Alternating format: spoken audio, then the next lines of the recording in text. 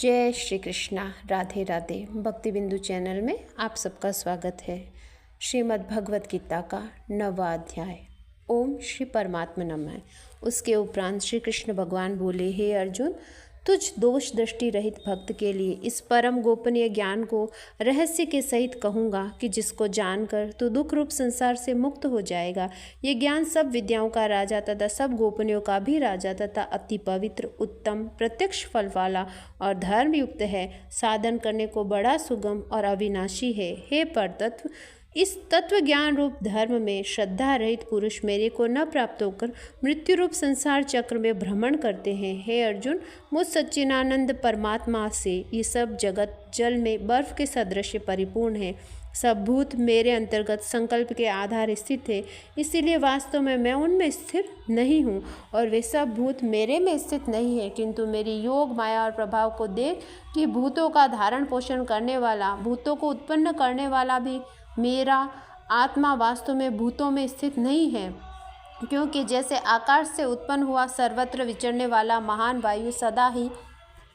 आकाश में स्थित है, वैसे ही मेरे संकल्प द्वारा उत्पत्ति वाले होने से संपूर्ण भूत मेरे में स्थित है। ऐसा जान हे अर्जुन, कल्प के अंत में सब भूत मेरी प्रकृति को प्राप्त होते हैं, अर्थात प्रकृति में लय होते, और कल्प के आदि में उनको मैं फिर रचता हूँ। कैसे कि अपनी त्रिगुणमयी माया को अंगीकार करके स्वभाव के वश में परतंत्र हुआ इन संपूर्ण भूत समुदाय को बारंबार उनके कर्मों के अनुसार रचता हूँ। हे अर्जुन, उन कर्मों में आसक्ति रहित और उदासीनता के सदृश स्थित हुआ मुझ परमात्मा को वे कर्म नहीं बांधते हैं। हे अर्जुन, मुझ अधिष्ठा के सकाश से यह मेरी माया चराचर सहित सर्व जगत को रचती है, और इस ऊपर कहे हुए हेतु से ही यह संसार आवागमन रूप चक्र में घूमता है। ऐसा होने पर भी संपूर्ण भूतों के महान ईश्वर रूप मेरे परम भाव को न जानने वाले मूढ़ लोग मनुष्य का शरीर धारण करने वाले मुझ परमात्मा को तुच्छ समझते, अर्थात अपनी योग माया से संसार के उद्धार के लिए मनुष्य रूप में विचरते हुए को साधारण मनुष्य मानते हैं, जो कि वृथा आशा, वृथा कर्म, वृथा ज्ञान वाले अज्ञानी जन राक्षसों के और असुरों के जैसे मोहित करने वाले तामसी स्वभाव को ही धारण किए हुए हैं।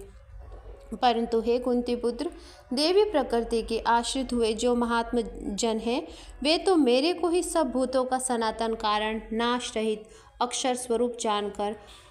अनन्य से युक्त हुए निरंतर भजते हैं। वे दृढ़ निश्चय वाले भक्तजन निरंतर मेरे नाम और गुणों का कीर्तन करते हुए, मेरी प्राप्ति के लिए यत्न करते हुए और मेरे को बारंबार प्रणाम करते हुए सदा मेरे ध्यान में युक्त हुए अनन्य भक्ति से मुझे उपासते हैं। उनमें कोई तो मुझ विराट स्वरूप परमात्मा को ज्ञान यज्ञ के द्वारा पूजन करते हुए एक तत्व भाव से, अर्थात जो कुछ है सब वासुदेव ही है, इस भाव से उपासते हैं, और दूसरे पृथक भाव से, अर्थात स्वामी सेवक भाव से, और कोई कोई बहुत प्रकार से ही उपासते हैं, क्योंकि क्रतु अर्थात शोध कर्म मैं हूँ, यज्ञ अर्थात पंच महायज्ञ आदि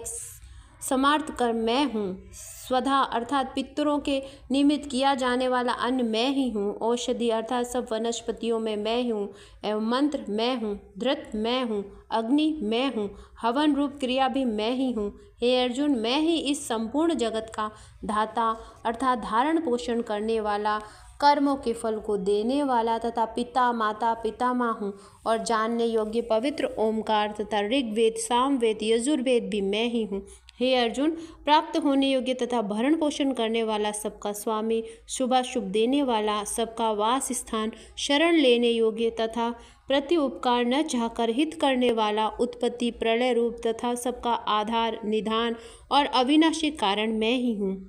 मैं ही सूर्य रूप हुआ तपता हूँ, वर्षा को आकर्षित करता हूँ, वर्षाता हूँ, और हे अर्जुन, मैं ही अमृत, मृत्यु, सत और असत भी सब कुछ मैं ही हूँ। परंतु जो तीनों वेदों में विधान किए हुए सकाम कर्मों को करने वाला, सोम रस को पीने वाला, पापों से पवित्र हुए पुरुष मेरे को यज्ञों के द्वारा पूजकर स्वर्ग की प्राप्ति को चाहते हैं, वे पुरुष अपने पुण्य के फलस्वरूप इंद्र लोक को प्राप्त होकर स्वर्ग में दिव्य देवताओं के भोगों को भोगते हैं।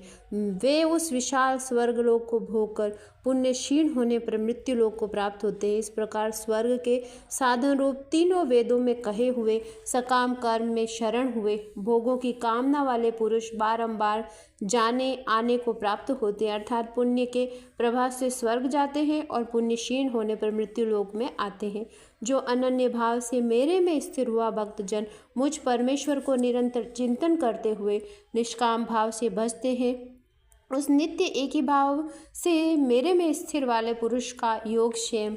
मैं स्वयं प्राप्त कर देता हूँ। हे अर्जुन, यदि श्रद्धा से युक्त हुए जो सकामी भक्त दूसरे देवताओं को पूजते हैं वे भी मेरे को ही पूजते हैं, किंतु उनका वह पूजना अविधि पूर्वक है, अर्थात अज्ञानता पूर्वक है, क्योंकि संपूर्ण यज्ञों का भोक्ता और स्वामी भी मैं ही हूँ, परंतु वे मुझ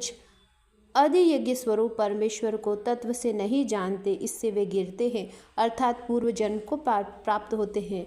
कारण यह नियम है कि देवताओं को पूजने वाला देवताओं को प्राप्त होता है, पितरों को पूजने वाला पितरों को प्राप्त होता है, भूतों को पूजने वाला भूतों को प्राप्त होते हैं, और मेरे भक्त मेरे को ही प्राप्त होते हैं। इसीलिए मेरे भक्तों का पुनर्जन्म नहीं होता। हे अर्जुन, मेरे पूजन में ये सुगमता भी है कि पत्र, पुष्प, फल, जल इत्यादि जो कोई भक्त मेरे लिए प्रेम से अर्पण करता है, उस शुद्ध बुद्धि निष्काम प्रेमी भक्त का प्रेम पूर्वक अर्पण किया हुआ वह पत्र पुष्पादिक मैं सगुण रूप से प्रकट होकर प्रीति सहित खाता हूँ। इसीलिए हे अर्जुन, तू तो कुछ कर्म करता है, जो कुछ खाता है, जो कुछ हवन करता है, जो कुछ दान देता है, जो कुछ सर्व स्वधर्म आचरण रूप तप करता है, वह सब मेरे अर्पण कर।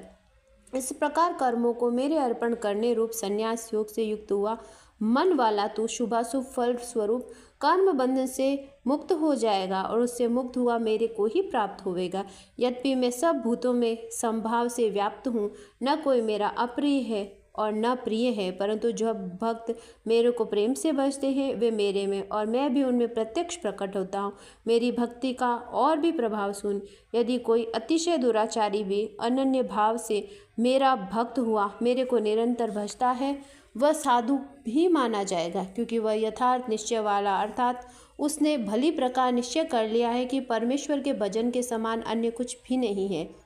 इसीलिए वह शीघ्र ही धर्मात्मा हो जाता है और सदा रहने वाली परम शांति को प्राप्त होता है। हे अर्जुन, तू निश्चय पूर्वक सत्य जान कि मेरा भक्त नष्ट नहीं होता, क्योंकि हे अर्जुन, स्त्री, वेश्या, शूद्रादिक पापी योनियों वाले भी जो कोई होवे वे भी मेरी शरण होकर तो परम गति को ही प्राप्त होते हैं। फिर क्या कहना कि पुण्यशील ब्राह्मण जन, राजश्री भक्तजन परम गति को प्राप्त होते हैं। इसीलिए तू सुख रहित और क्षणभंगुर इस मनुष्य शरीर को प्राप्त होकर निरंतर मेरा भजन कर, अर्थात मनुष्य शरीर बड़ा दुर्लभ है, परंतु हे नाशवान और सुख रहित,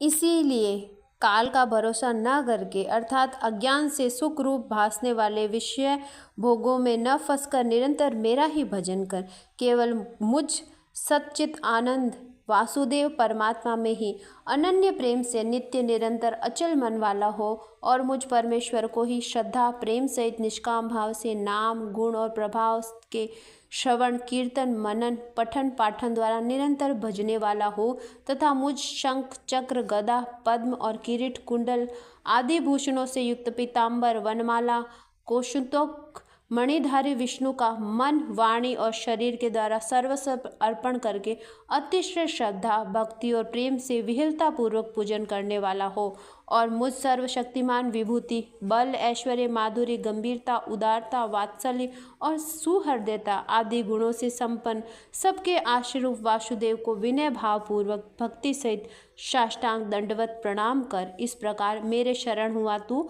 आत्मा को मेरे में एक ही भाव करके मेरे को ही प्राप्त होवेगा। इति श्री भगवद गीता उपनिषद एवं ब्रह्म विद्या योग शास्त्र विषयक श्री कृष्ण और अर्जुन के संवाद में राज विद्या राज गुहा योग नामक 9वां अध्याय समाप्त।